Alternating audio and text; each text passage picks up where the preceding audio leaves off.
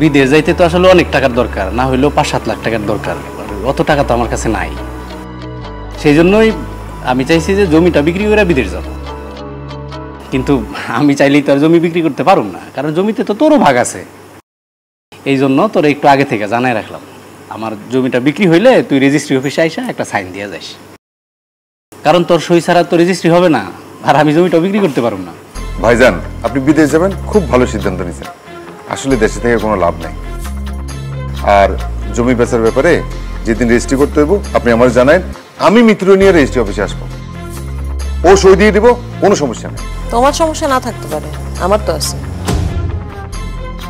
ভাইজান, আব্বা মারা যাবার পরে এই সয় সম্পত্তির মালিক তুমি আর আমি। তুমি বিদেশ যাওয়ার লেগে তোমার ভাগের সম্পত্তিটুকু বিক্রি করবে, তাতে আমার কোনো আপত্তি নাই। কিন্তু তোমার সয় সম্পত্তি বিক্রি করার আগে আমার যে ভাগটুকু আছে এটা আমার বুঝাই দিতে হবে। এটা তুমি